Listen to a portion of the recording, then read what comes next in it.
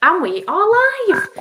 So welcome to my World Mental Health Day 2020, my story series, and I am now with Esther Nagle.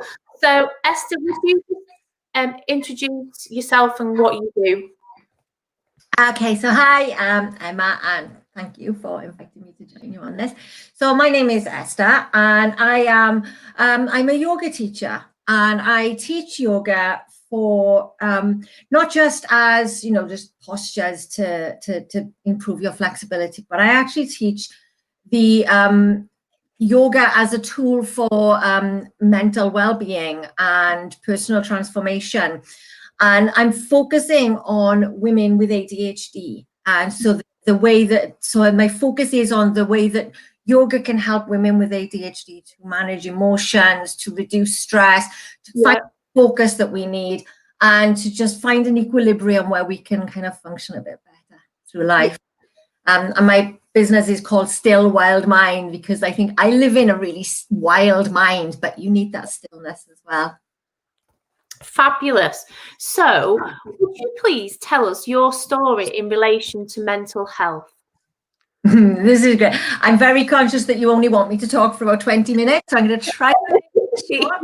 So, and I'll keep you on track. Don't you worry. Okay, yeah, you're going to need to. So my kind of, I was diagnosed last year with ADHD, so I'm 47 now. So I was 46 years old when I was diagnosed with ADHD. And basically, my story with mental health has that at the root of it all. Everything that I experienced in terms of my poor mental health over the years comes from the fact that I had ADHD as a child, and nobody knew that my brain was wired differently, and that I wasn't able to function in the world the same as neurotypical people. But that takes a toll on your self-esteem, your sense of who you are, your sense of belonging. I've been totally geeking out on Brene Brown at the moment, and listening to her talking about how important it is to feel like we belong. And I never felt like I belonged anywhere. Even in my home, I knew my family loved me, but I always felt like I was like slightly off kilter with everyone, and including myself. I never felt like I really belonged anywhere, even in my own head. When I was about 20, I found some people who would accept me, and they didn't know me from school. They were from a different school. They didn't know me as I'd grown up in school, and they accepted me for who I was. But with them came the party lifestyle, and I very quickly discovered that alcohol was a really good way to find that bonding. And also, I had a lot of problems, a lot of issues going on in my head. So, I realized, like, if I drink enough, then I don't have to think about all this stuff. And so I started drinking heavily, taking lots of drugs, smoking lots of marijuana. I loved marijuana. And basically spent the next 20 years numbing as much as I possibly could. And what happened was, without me realizing, I developed a full-scale addiction. I didn't know that I was addicted to smoking until I tried giving up about 7 or 8 years after I'd started. I was in total denial of the existence of addiction in my life. And my brother died when I was 32, and I sort of went even deeper into my unhealthy coping strategies. But then I also discovered walking, so I started going walking with my mum, and that was the start of my kind of journey, my path into recovery. An alternative way of coping. It was. It became my grief therapy. So I did start. I would, if I wanted to go for a walk on a Saturday, I'd stay sober on the Friday, so I could get up and go and walk for 10 miles with people. So it became a way to reduce my alcohol intake, and I found this other way of dealing with my emotions. But I was still drinking and smoking far too much, and I was still locked in that addiction. But what that did was it started to connect me to my body. And as a result of that, I started taking better care of my body. And I eventually started going to yoga classes. And I fell in love with yoga. I think it wasn't the first yoga class I'd been to, but it was the first one that I really thought, this is it. This is what I need in my life. Yeah. And I went about 6 or 7 years going to classes, but then going home and drinking and smoking and still caught up in all the addiction. But then in 2013, I had like the worst year of my life. It was the year my brother died was pretty awful, as you can imagine. But 2013, the entire year sucked. It was just like everything was awful. And by the middle of 2013, I was pretty much in full breakdown. I got to the point where it was just like, I actually cannot do this anymore. I cannot drink enough to deal with this, and then the drinking was making it worse. And so I had this full breakdown. And then as a result of that, I packed in my full-time job, and I was earning nearly 30 grand a year. I gave that up to go on benefits because I just could not do it anymore. And I ended up training to be a yoga teacher. And that yoga teacher training gave me, within 6 months, it gave me everything I needed to be able to walk away from drinking and smoking. 6 years ago today, this is my 6th anniversary. And I went in there not even acknowledging that I had a drinking problem, and I came out 6 months sober. And it was just like, I didn't see that coming at all. I had no idea I was going on that kind of, if you told me that would happen, I wouldn't have done the training. I'm sure I would have. If I would go that deep into myself, I would have run a mile from it. Yeah. Well, I'm sober, and over the last few years, then I've started to, get to know myself and really, really using those tools to deal with some pretty difficult challenges. We've all had some pretty tough years with various things going on in the world, but I've had quite a lot of personal challenges as well. And those tools keep getting me through all this. Yeah. And so when I was diagnosed with ADHD, I figured it out a couple of years ago, and I'd been wondering why. When I was drinking, I could do stuff. I could actually, it's like I was more functional in lots of ways when I was drinking, because of course I was self-medicating. So I was calming the ADHD symptoms. And when I wasn't drinking anymore, it became really apparent that there was something else underlying everything else that was making life really challenging for me. And so getting the diagnosis last year was a bit of an emotional roller coaster, to say the least, because when you realize that there's something that has always been there, that actually, if you've known when you were 5 that was why you were the way you were, your entire life could have been different. It's hard to process that. I've been through bereavement and grief. I know what that feels like, and I definitely went through a grieving process for the life that I could have had. Yeah. Because of the yoga, and because of the practices, because of the tools that my yoga teaching and teacher training has given me, I was able to kind of process all that really quite quickly. Yeah. Actually being there in the midst of all of that turmoil that I was going through, just like, okay, I know what's happening here. I can deal with it. Yeah. So I've now come to a place where I did a great course in the summer, which helped me to really see my strengths and my superpowers and all the things that make having ADHD actually a lot of fun. And that means that, I can do some remarkable, amazing things when I'm inspired to. And so now I'm at a place where I feel like I'm in a really good place mentally, and it feels like it's just getting better all the time. The more I use these tools, the more I can feel my resilience growing. I can feel mental health improving. And I have bad days, we all have bad days. There's, especially what's going on this year, the amount of times I've wanted to just hide under the duvet and not face the world anymore has been huge. But it's like when you see how far you've come, and you see, like, I actually did all that, I actually worked through all that, and I grew through that. It's amazing. It's really empowering. So yeah, I'm feeling celebrating today as well. I'm definitely in celebration mood today. So this course that you did over the summer, was that like a specialist sort of ADHD type course, or? Yeah. So it's run by Tracy Outsuka, she runs a podcast for ADHD women.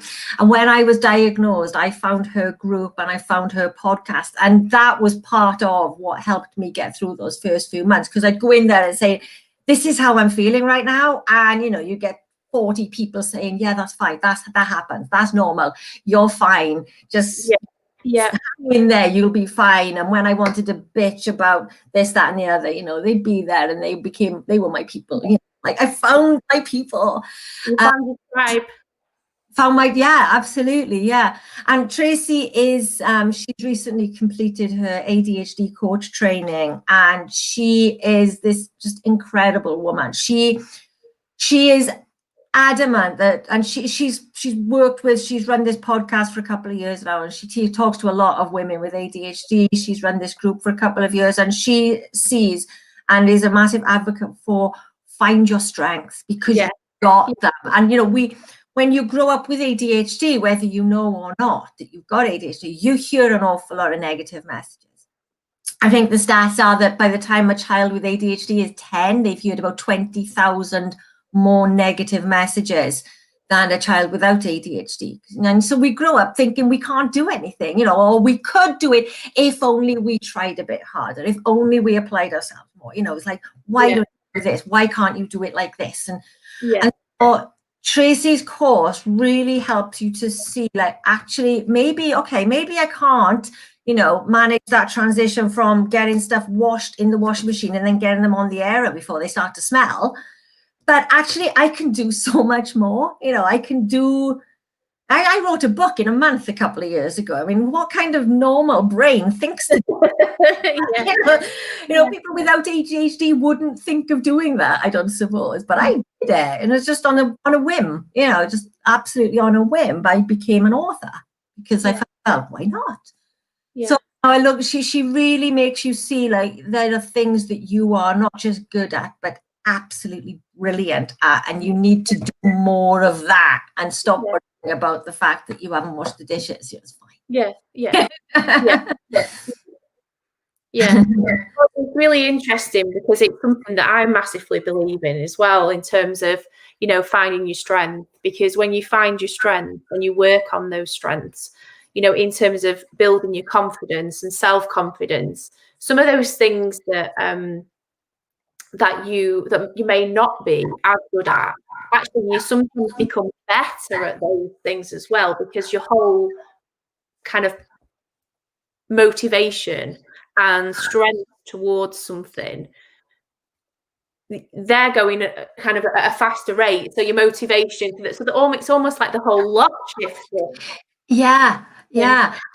And if you, one of the things that I'm learning and I'm trying to remind myself to do is if there's something that you don't want to do, or something, even if, when you've got ADHD, you can't even get yourself to do the things you want to do sometimes, it's really hard. It's like, I really want to do this. Why can't I make myself do it?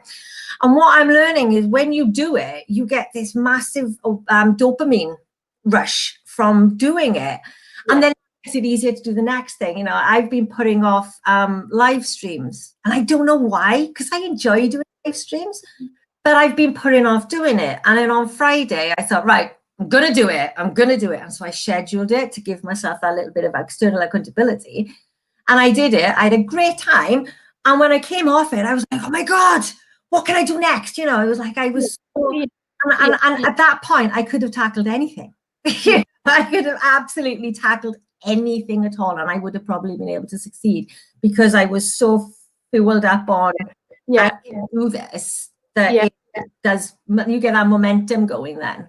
That's what is hard when you've got ADHD, is actually getting started on something, because then once you start, you're unstoppable. So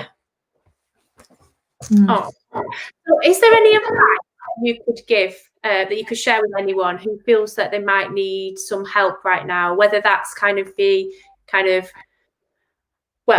mental health related, ADHD related, possibly even addiction related? I got so much, so much. I've been thinking about this, you know, I've been thinking about this since you sent me the questions you wanted me to ask. It's like, oh, I could say this, I could say this, I could say this, I could say this.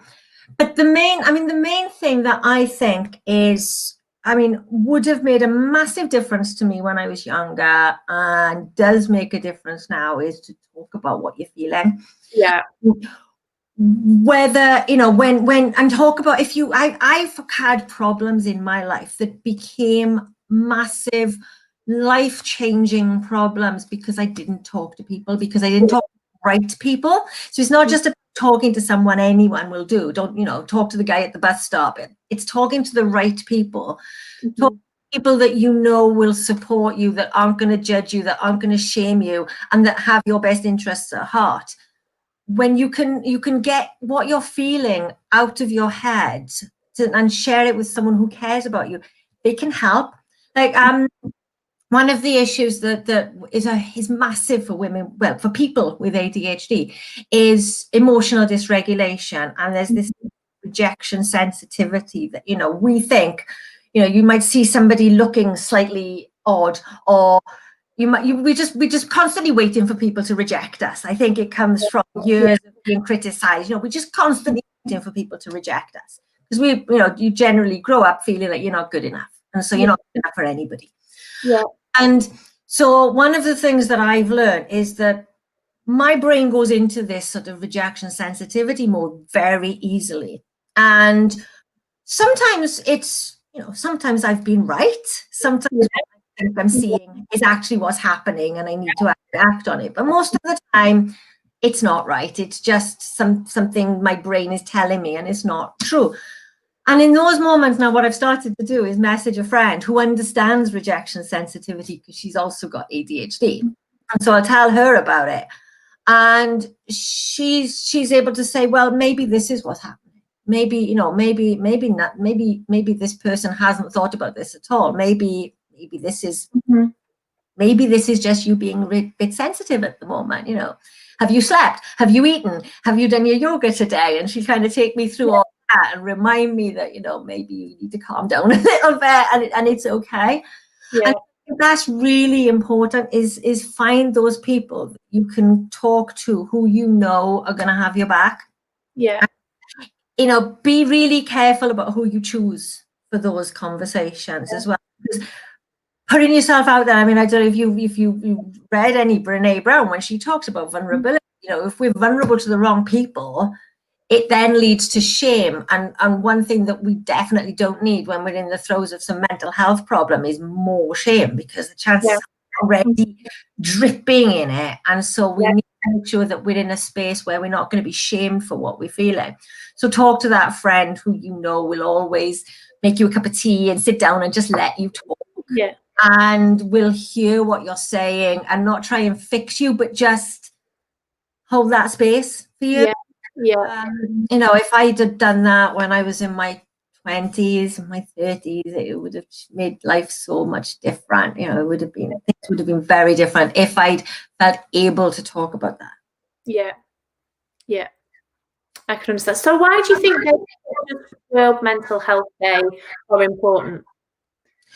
Well, because they give opportunities for people to talk, and you know, on social media we see a lot of people sharing about their own experiences.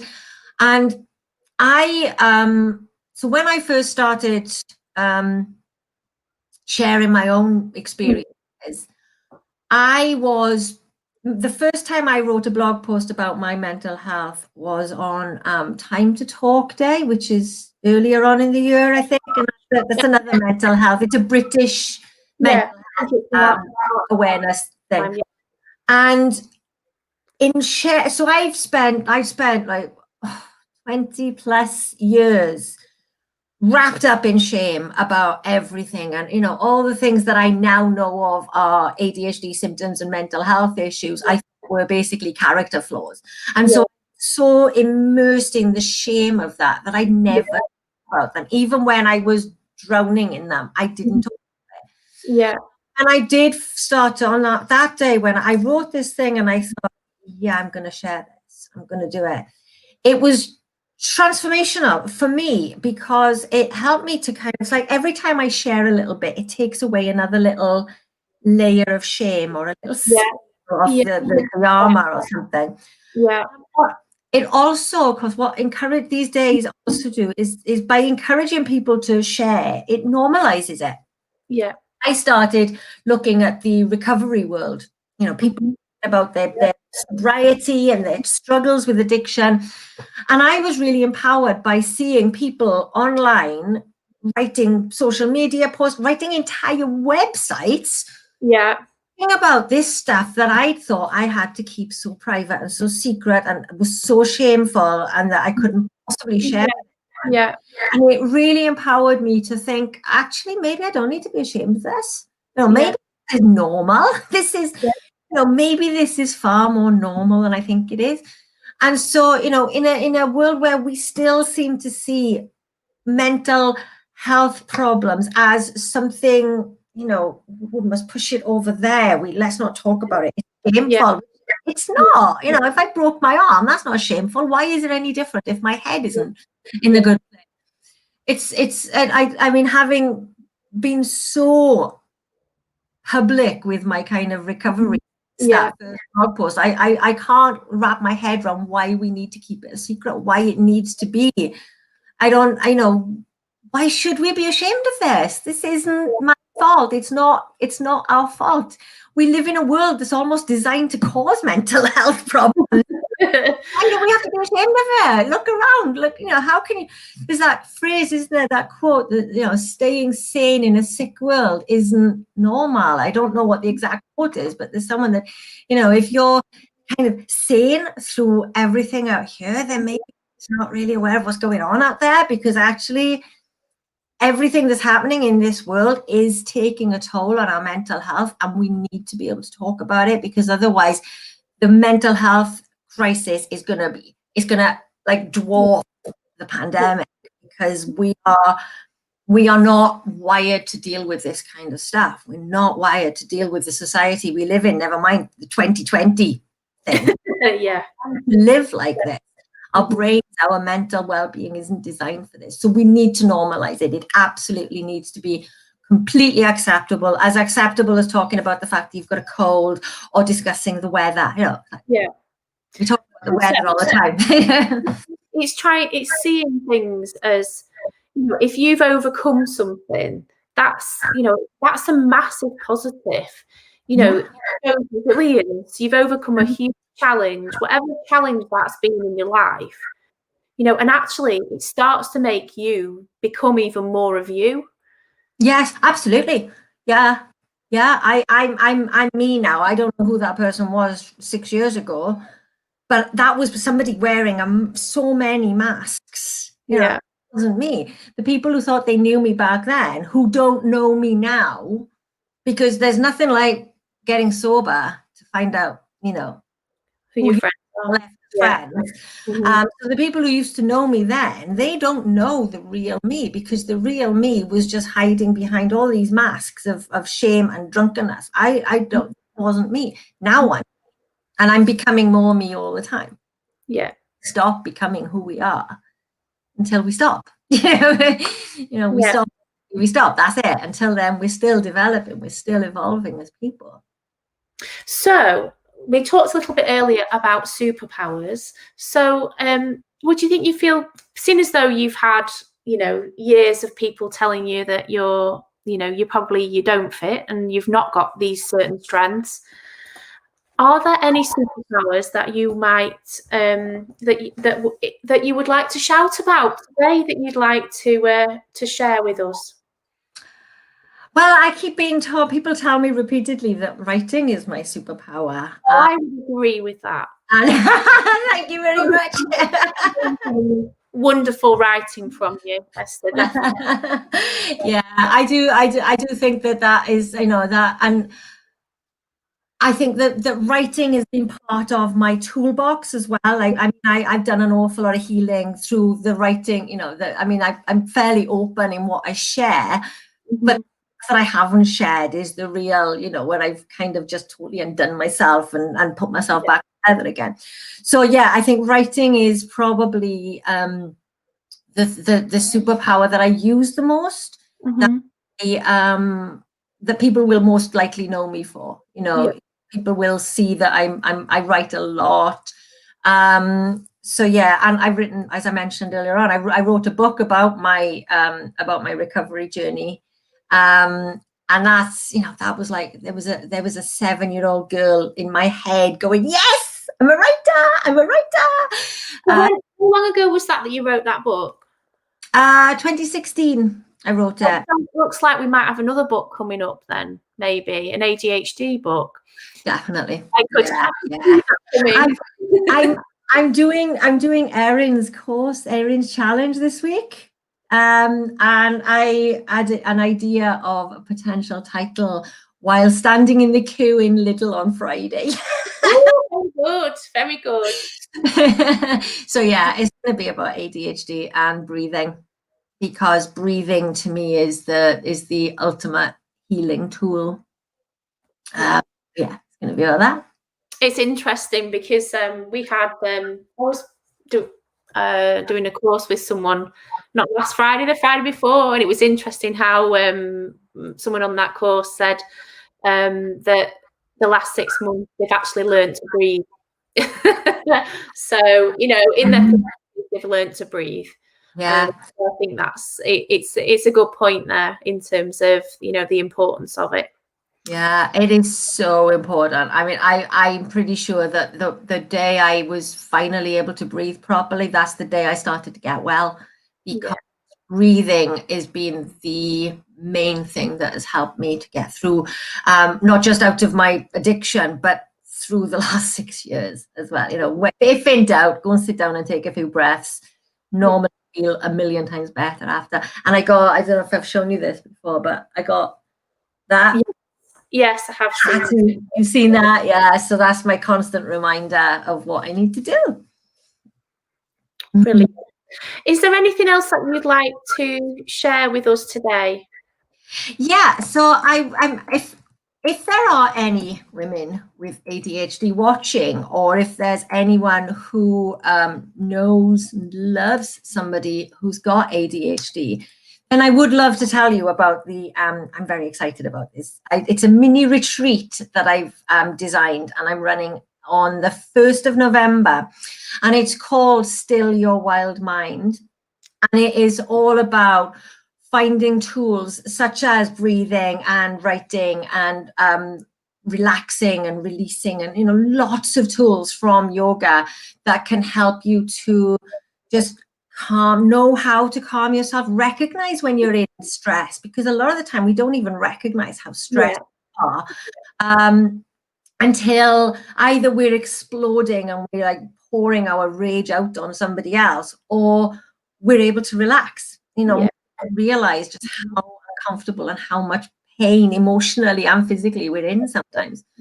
So this workshop is going to take you through some techniques, some practices to help you release that tension, and also to make you a little bit more aware of how your emotions show up in your body and how they and then working through some ways to transform those and to use them, instead of letting them kind of guide you, to actually use them to, if you're feeling fear, there's possibly a reason for that. So looking at it and actually working with emotions instead of having them just driving you off the cliff to some extent. So yeah, I'm really, really excited about that, and I would love if there are. I mean, it's aimed at women with ADHD, but there's the tools that I'm going to be teaching. They're yoga. It's all yoga practices, yoga concepts. So, if somebody else wanted to come along, then you don't. There's no no restrictions. You don't have to have ADHD to be able to benefit from this, but there will be a bit of talk about ADHD. So, you would be more than welcome to come along. The information is currently stored in a Google document. So I don't have a very sensible link to share with you, unfortunately, but can I give you the link anyway? Yeah. You post the link, either send me the link or post the link on Facebook underneath this post, and then if anyone is interested, they can make contact with you. And if they want to, Esther, you're on Facebook anyway, aren't you? So if anyone wants to kind of message you, they can message you. Yeah, and if I've got a website as well, which is stillwildmind.com. So there's a couple of blog posts on there. It's a bit of a work in progress at the moment. It's not finished yet, but there's still some stuff on there that people can look at. And the link to the retreat information is on there as well. On there, brilliant. Okay, that's brilliant. And obviously, if you if you've got any questions, post them in the link below, and you're welcome to PM me for any information on my programs or on any mental health and well-being training that you might want to start to get involved with, to help you with raise your awareness in terms of mental health. Okay, so thank you ever so much, Esther. Thank you. Lovely to chat with you again.